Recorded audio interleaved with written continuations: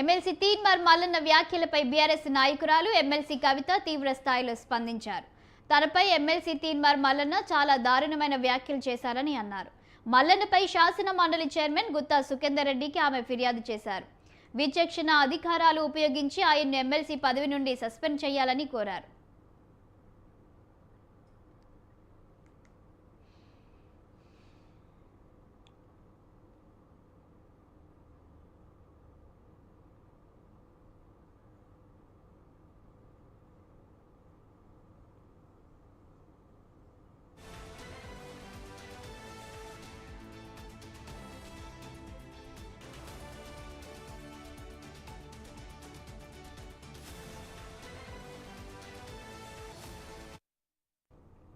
తెలంగాణలో మహిళలకు ప్రత్యేకమైన గౌరవం ఉంటుందని, బోనం ఎత్తుకున్న ఆడబిడ్డను అమ్మవార్ల చూసే సంస్కృతి తెలంగాణది అన్నారు కవిత.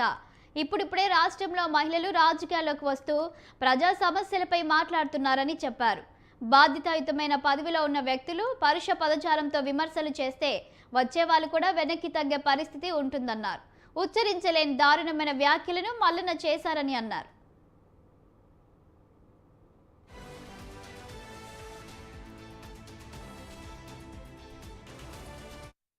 మహిళలు రాజకీయాల్లోకి వచ్చినటువంటి వారిని చాలా పరుషమైనటువంటి పదజాలంతో ఒక బాధ్యతాయుత పదవిలో ఉన్నటువంటి వ్యక్తులు విమర్శ చేస్తే మరి వాళ్ళు వచ్చేవాళ్ళు కూడా రాకుండా వెనక్కి తగ్గేటటువంటి పరిస్థితి ఉంటుంది.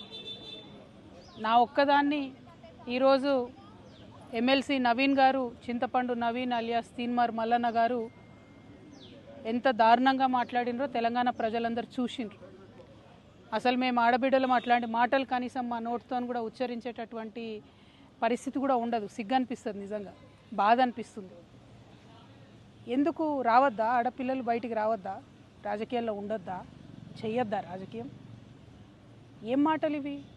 అంశం మీద మాట్లాడాలనుకుంటే, ఇష్యూ మీద మాట్లాడాలనుకుంటే ఇష్యూ బేస్డ్ మీద మాట్లాడండి. దాదాపు 1.5 year నుండి తెలంగాణ జాగృతి నుండి బీసీ అంశాల్లో మేము అగ్రభాగాన నిలబడి పోరాటం చేస్తున్నాం. నేను ఏ ఒక్కనాడు కూడా తీన్మార్ మల్లన్న గారిని ఒక్క మాట కూడా అనలేదు.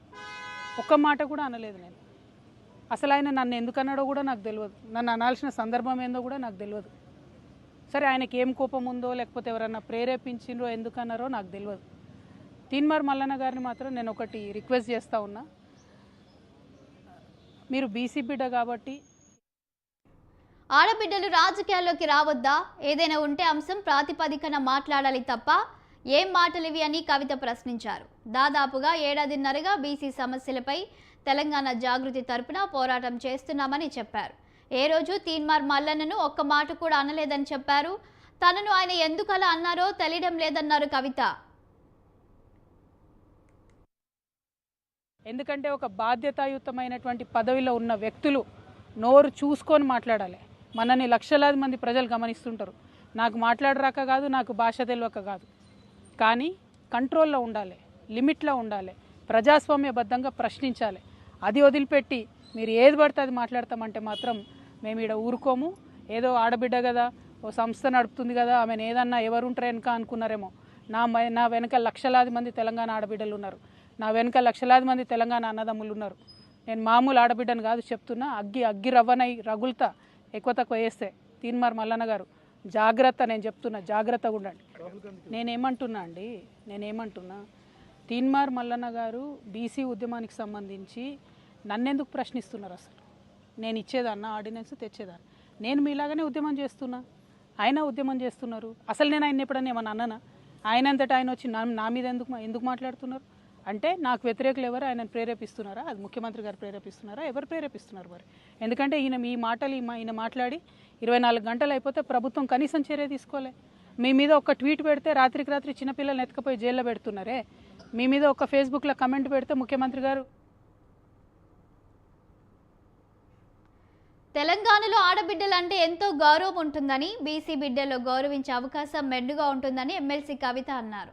రాజకీయాల్లో మహిళలపై పరుష పదజాలం వాడడంతో రాజకీయాల్లోకి మహిళలు రావాలంటే భయపడే పరిస్థితి నెలకొంది అన్నారు. ఎమ్మెల్సీ తీన్మార్ మల్లన్న తనపై చేసిన అనుచిత వ్యాఖ్యలను శాసన మండలిలోని ఎథిక్స్ కమిటీకి రిఫర్ చేయాలని మండలి చైర్మన్ కోరారు. తెలంగాణ జాగృతి ద్వారా బీసీ రిజర్వేషన్ల అమలుకై పోరాటం చేస్తూనే ఉన్నామన్నారు. మల్లన్న బీసీ బిడ్డ కాబట్టి ఏది పడితే అది మాట్లాడితే సరికాదన్నారు. తీన్మార్ మల్లన్న మాట్లాడిన మాటలకు వాళ్లకు కోపం వచ్చి నిరసన చేశారన్నారు. ఇంత మాత్రానికే గన్ ఫైర్ చేసి చంపేస్తారని ప్రశ్నించారు. ఒక ఆడబిడ్డ ప్రశ్నిస్తే సహించలేకపోతున్నారని అన్నారు. తెలంగాణ జాగృతి కార్యకర్తల పైన ఫైర్ ఓపెన్ చేపించినటువంటి బుల్లెట్ల వర్షం కుల్పించినటువంటి తీన్మార్ మల్లన్న గారి మీద కంప్లైంట్ చేయడానికి డీజీపీ ఆఫీస్కి రావడం జరిగింది. దురదృష్టం ఏంటంటే డీజీపీ గారు మరి వాళ్ళ ఆదివారం కాబట్టి తను రాలేనని చెప్పడం, రాష్ట్రంలో ఒక మహిళా ఎమ్మెల్సీ పైన ఇంకొక బాధ్యత గల పదవిలో కలిగినటువంటి తీన్మార్ మల్లన్న లాంటి ఎమ్మెల్సీ గారు కమెంట్ చేస్తే కూడా, ఇష్టం వచ్చినట్టు మాట్లాడితే కూడా పోలీస్ యంత్రాంగం స్పందించకపోవడం దారుణం.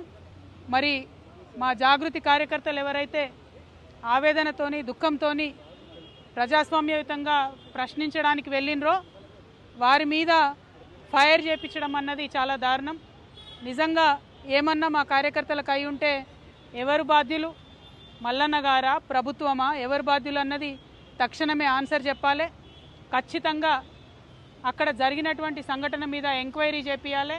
ఇటువంటి గన్మెన్లను మిస్యూజ్ చేసుకునేటటువంటి, గన్మెన్లను తప్పుదోవ పట్టించేటటువంటి ప్రజాప్రతినిధి అయినటువంటి మల్లన్న గారి గన్మెన్లను తక్షణమే తీసివేయాలని చెప్పి నేను పోలీస్ శాఖ వారిని డిమాండ్ చేయడం జరిగింది.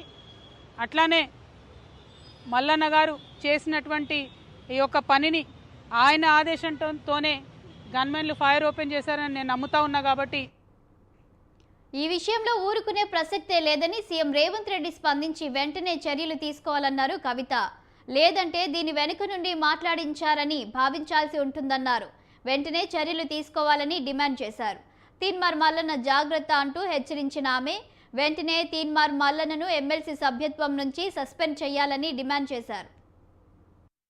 కూడా అడుగుతున్నా, ఈ మల్లన్న గారు నిన్న మధ్యాహ్నం ఈ టైంకి ఈ మాట మాట్లాడితే ఇంతవరకు నేను ముఖ్యమంత్రి గారికి ఒక సహచర ఎమ్మెల్సీని, ఇంతవరకు కనీసం ముఖ్యమంత్రి గారు మాట్లాడలే.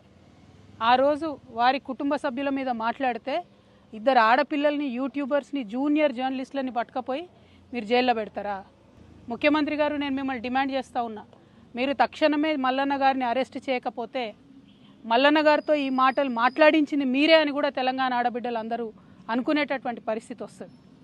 మీ కుటుంబానికి ఒక న్యాయం, తెలంగాణ. ప్రైమ్ టైమ్ ఎడిషన్లో స్మాల్ బ్రేక్ తీసుకుందాం. చూస్తూనే ఉండండి స్వతంత్ర.